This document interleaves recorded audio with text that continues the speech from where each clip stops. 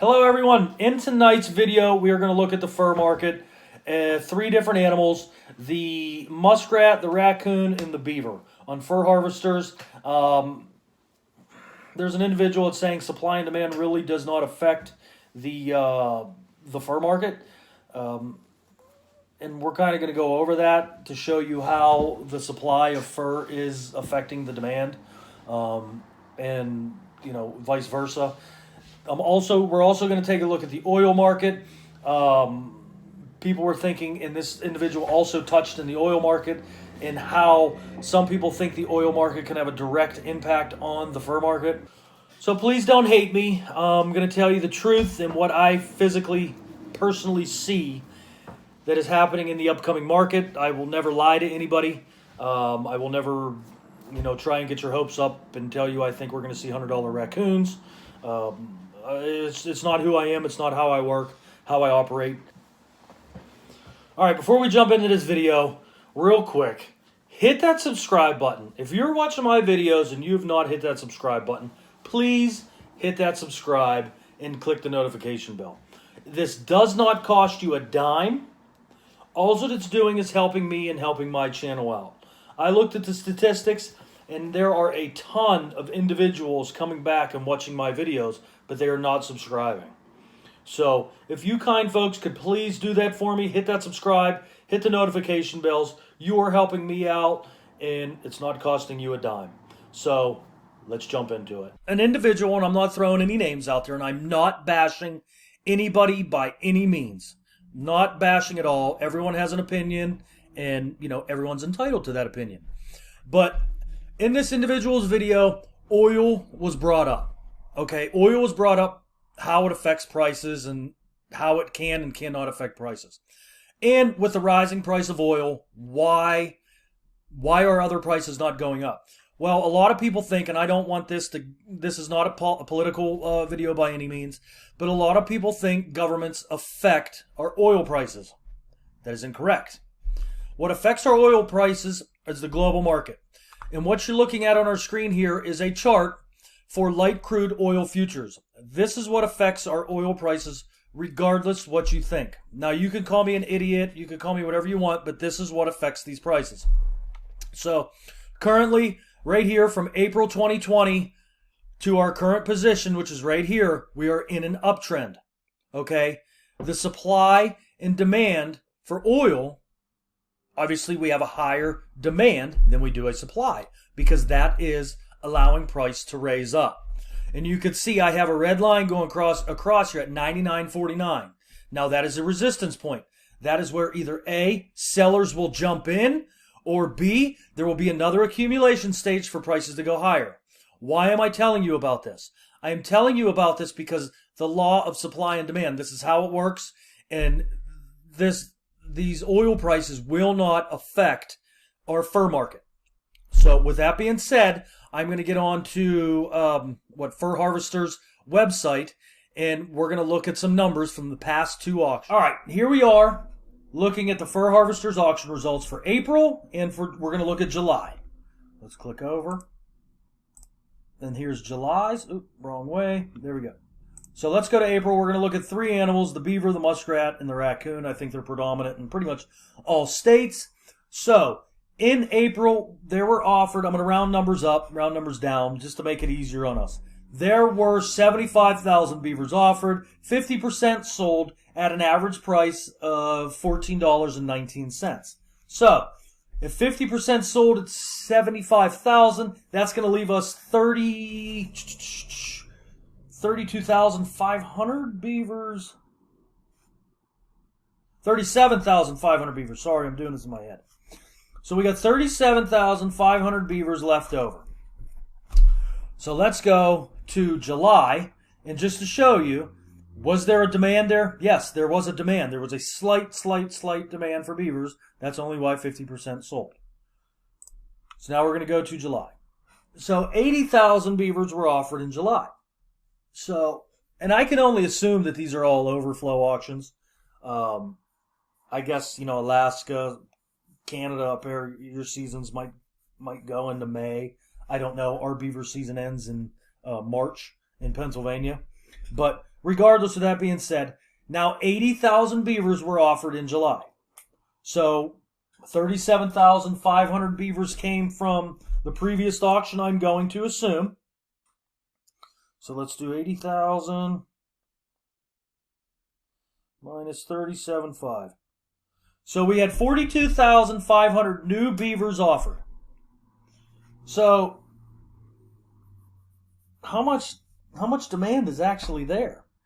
You have 40% of the beavers that sold in this auction on an average price of $11.86. So you're looking at a $2.50 decrease approximately.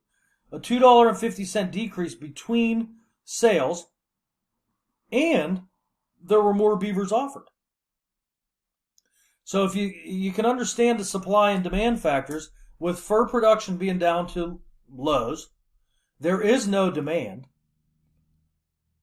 The supply, well, us trappers are still supplying. We're still supplying a supplier that has no demand. So, and I'm not bashing anybody. I mean, heck, I'm still out trapping. You know, I'm still out hunting predators and doing it all. You know, that's what we do. This is what we love to do. Price, in my opinion, doesn't affect whether I'm going to do it or not. But again, keep that in mind. Let's go to the muskrat. April. All right, so now let's take a look at the muskrat. Muskrat, April auction. There were offered 81,000 muskrats. 90% of them sold at a $5.12 average.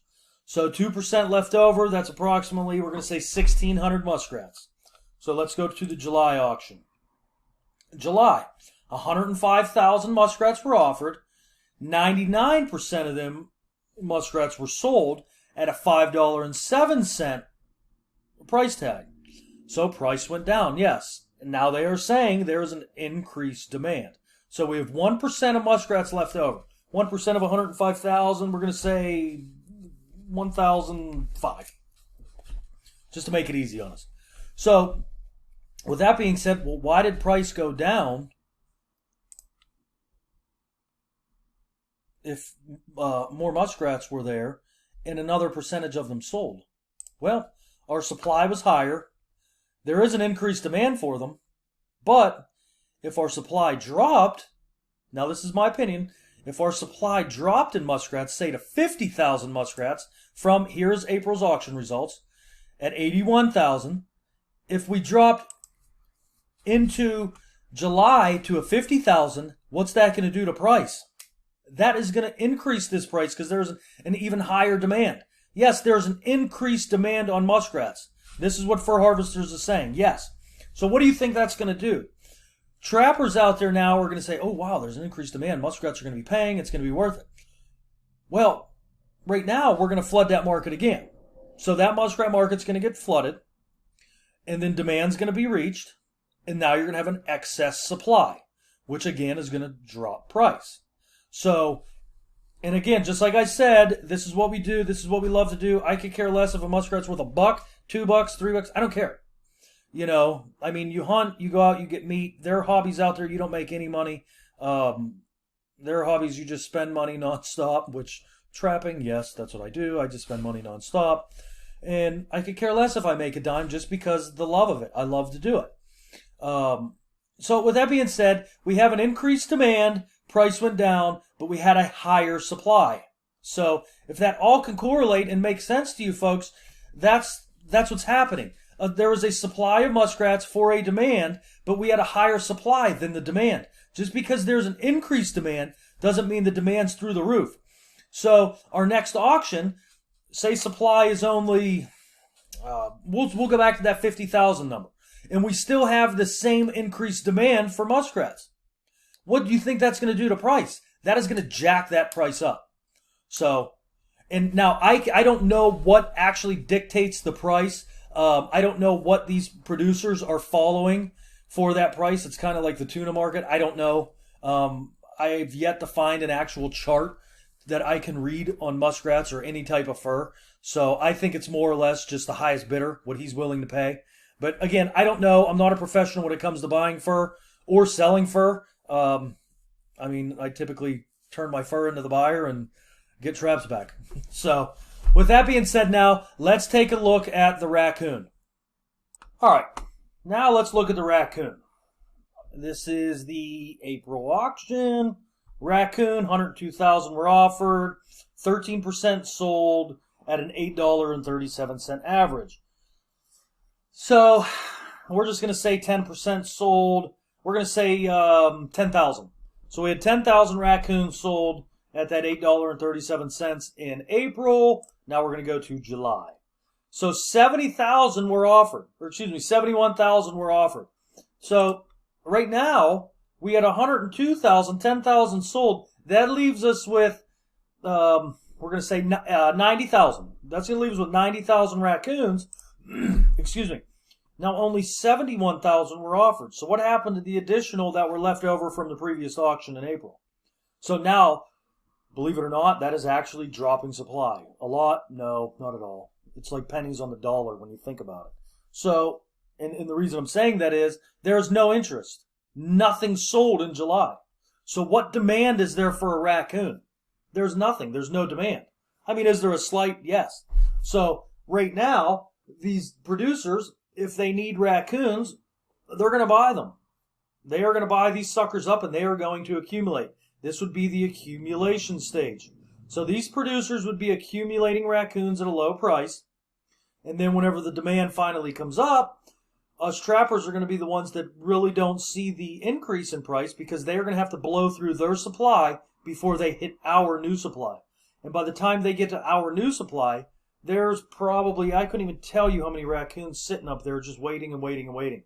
I was talking to a guy when I was down in Kentucky the other day, and he said he's got 1,600 sitting there just by himself, that haven't sold yet.